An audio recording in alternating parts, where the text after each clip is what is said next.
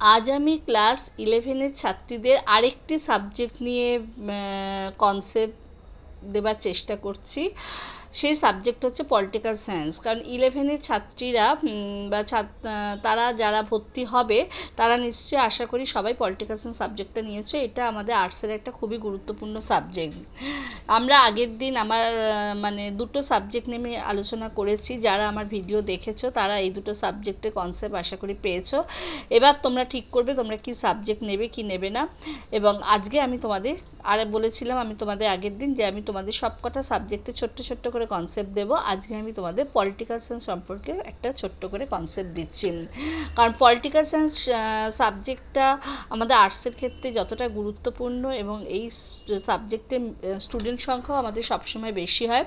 ফলে তোমরা কিন্তু এতদিন রাষ্ট্রবিজ্ঞান সম্পর্কে নিয়ে মাথা ঘামাওনি, কারণ রাষ্ট্রবিজ্ঞান তোমরা কিন্তু এতদিন পড়োনি। কিন্তু আজ থেকে তোমরা রাষ্ট্রবিজ্ঞান পড়লে তোমাদের কিন্তু রাষ্ট্রবিজ্ঞান সম্পর্কে একটা জানার ইচ্ছে হয়তো হবে। আর তোমরা আর একটা জিনিস দেখেছো যে রাষ্ট্রবিজ্ঞানের ক্ষেত্রে আমরা ভোট যখন আসে তখন আমরা দেখে থাকি যে রাজনীতি নিয়ে মানুষ খুব মাতামাতি করে। অতএব রাজনীতি হচ্ছে রাষ্ট্রবিজ্ঞানের একটা গুরুত্বপূর্ণ অঙ্গ। রাজনীতি ছাড়া রাষ্ট্রবিজ্ঞান থাকতে পারে না, চলতে পারে না। তাই আমরা আজকে রাজনীতি নিয়ে একটু আলোচনা করব, রাজনীতির কনসেপ্ট দেবো এবং একটু রাষ্ট্রবিজ্ঞানের কনসেপ্ট দেবো। আমরা সবাই জানি মানুষ সমাজবদ্ধ জীব, কারণ সমাজ নিরপেক্ষভাবে কোনো মানুষ থাকতে পারে না। আর তাই সমাজ বিকাশের সুদীর্ঘ পথ অতিক্রম করে একসময় আমাদের আধুনিক রাষ্ট্র ব্যবস্থা গড়ে উঠেছিল। আর মানব সমাজের ক্রমবিকাশের কথা আমি আগেই বলেছিলাম আমার ফার্স্ট ভিডিওতে, অর্থাৎ ফিলোসফি ক্লাসে আমি বলেছিলাম মানব সমাজের ক্রমবিকাশে বন্য যুগের পর আমাদের এসেছিল বর্বর যুগ, আর বর্বর যুগের পরে এসছে আমাদের সভ্য যুগ। এই যুগের সমাজ ব্যবস্থাকে আমরা দাস সমাজ, সামন্ত সমাজ এবং পুঁজিবাদী সমাজ এই তিন ভাগে ভাগ করে থাকি। প্রতিটি সমাজের মধ্যে আমরা দেখে থাকি যেটা অভিন্নতা বিভিন্নতা আমরা উভয়ের অস্তিত্ব থাকলেও শেষ পর্যন্ত আমরা দেখি অভিন্নতাটাই প্রাধান্য পায়। অভিন্নতা মানে একত্রতারই প্রাধান্য পায়। এই কথা আমাদের অনেক রাষ্ট্রবিজ্ঞানী বলেছেন, যেমন ম্যাকাইভার পেজি বলেছেন। আর এই সমস্ত সামাজিক সম্পর্ক খুব জটিল এবং বহুমুখী। বিভিন্ন ধরনের সামাজিক সম্পর্কের মধ্যে আমাদের অর্থনৈতিক, রাজনৈতিক, সাংস্কৃতিক, নৈতিক প্রভৃতির দিক হচ্ছে খুব গুরুত্বপূর্ণ। সমাজের অগ্রগতির সঙ্গে সঙ্গে সামাজিক সম্পর্কে বিভিন্ন দিকের জটিলতা বৃদ্ধি পেতে থাকে। তাই সেই সব জটিলতা থেকে সমাজকে মুক্ত করার উদ্দেশ্যে মানুষ সমাজ জীবনের বিভিন্ন দিকের পর্যালোচনা শুরু করে। আর একটা কথা আমরা বলবো যে রাষ্ট্রবিজ্ঞান বা পলিটিক্যাল সায়েন্স সাবজেক্টটাকে আমরা রাষ্ট্রবিজ্ঞান বলবো না রাজনীতি বলবো, এই নিয়েও কিন্তু আমাদের মধ্যে অনেক দ্বন্দ্ব থাকে। সমাজবিজ্ঞানের অন্যতম গুরুত্বপূর্ণ শাখা হচ্ছে আমাদের রাষ্ট্রবিজ্ঞান, কারণ আমরা সমাজকে নিয়ে আলোচনা করব। রাষ্ট্রবিজ্ঞানের বিষয়বস্তুই হচ্ছে সমাজ, ব্যক্তি এবং রাষ্ট্র। আর এর সঙ্গে সোসিওলজি বা সাবজেক্টটা নিয়ে আমি তোমাদের কনসেপ্ট দেবো, সেখানেও কিন্তু আমাদের একই বিষয়বস্তু, সমাজ, রাষ্ট্র এবং মানুষ, সমাজ এবং মানুষ। হ্যাঁ, কাজে আমরা বলবো এই সমাজবিজ্ঞানেরই যেহেতু এতগুলো শাখা একটা রাষ্ট্রবিজ্ঞান, সেহেতু এটাকে আমরা রাষ্ট্রবিজ্ঞান বলবো না এটাকে রাজনীতি বলবো, এটা নিয়ে অনেকে মতবিরোধ রয়েছে। যেমন জেলিনিক বলে একজন রাষ্ট্রবিজ্ঞানী বলেছেন, রাষ্ট্রবিজ্ঞানের মতো এমন একটুও বিজ্ঞান নেই যার একটা সুন্দর পরিভাষা একান্ত প্রয়োজন। বিভিন্ন দৃষ্টিকোণ থেকে বিভিন্ন রাষ্ট্রবিজ্ঞানীরা আলোচনা করেছেন, যেমন Aristotle, সিজুইক, Lipson, Laski, Alan Ball. এরা কিন্তু রাষ্ট্রবিজ্ঞান কথাটা বলতে চাননি, রাষ্ট্রবিজ্ঞানের পরিবর্তে কিন্তু তারা কিন্তু রাজনীতি কথাটা ব্যবহার করতে চেয়েছেন। এদের নামগুলো আমরা যখন রাষ্ট্রবিজ্ঞান পড়বো তখন পাবো, নতুন নতুন নাম পাবো। আবার লর্ড ব্রাইস, সিলি, বার্জেস এরা কিন্তু আবার রাষ্ট্রবিজ্ঞান কথাটা ব্যবহার করতে চেয়েছেন, রাজনীতিটা জানেনি। কাজেই আমরা বলবো রাষ্ট্রবিজ্ঞান হলো রাষ্ট্রের একটা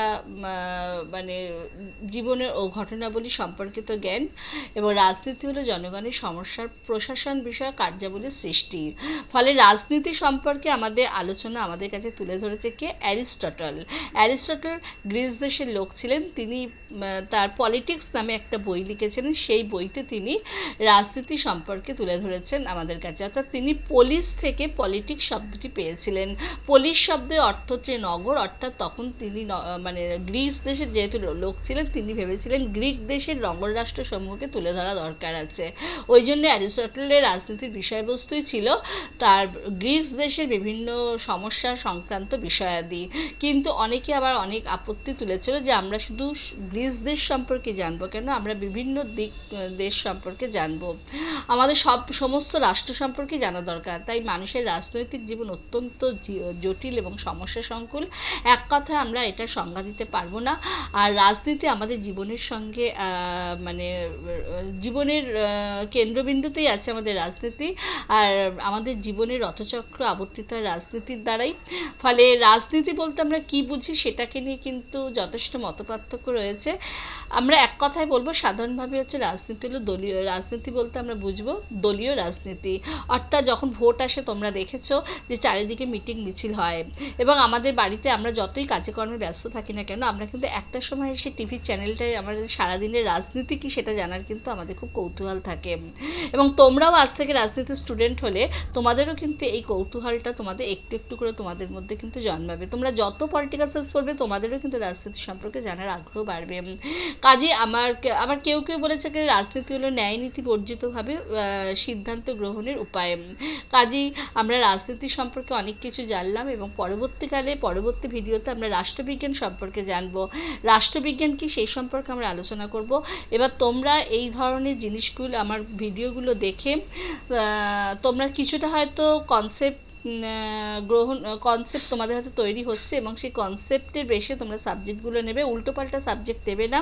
যে সাবজেক্টগুলো তোমাদের ভবিষ্যতে কাজে লাগবে তোমরা সেই সাবজেক্টগুলো নেবে। আজকে আমি এইটুকুনি বললাম। পরবর্তী ভিডিওতে আমি রাষ্ট্রবিজ্ঞানের ভেতর ঢুকবো। তোমরা আগে সাবজেক্টগুলো নাও, তারপর আমি এই সাবজেক্টের বিষয়বস্তু সম্পর্কে আমি বলবো। আর একটা কথা বলছি যে যারা আমার ভিডিওতে যারা আমার চ্যানেলে নতুন, তারা কিন্তু অবশ্যই চ্যানেলটাকে সাবস্ক্রাইব করবে। আর প্রত্যেকে লাইক, কমেন্ট এবং শেয়ার করতে ভুলবে না। কারণ নতুন নতুন আপডেট পেতে গেলে তোমাদের কিন্তু এই চ্যানেলটার সঙ্গে প্রতিদিন থাকতে হবে, এবং এই চ্যানেলটাকে কিন্তু লাইক, কমেন্ট এবং সাবস্ক্রাইব করতে হবে। আজকে আমি এই পর্যন্তই বললাম। পরবর্তী ভিডিওতে আবার দেখা হবে, এবং পরবর্তী ভিডিওতে আবার একটা সাবজেক্ট আমি তোমাদের কাছে তুলে ধরার চেষ্টা করব।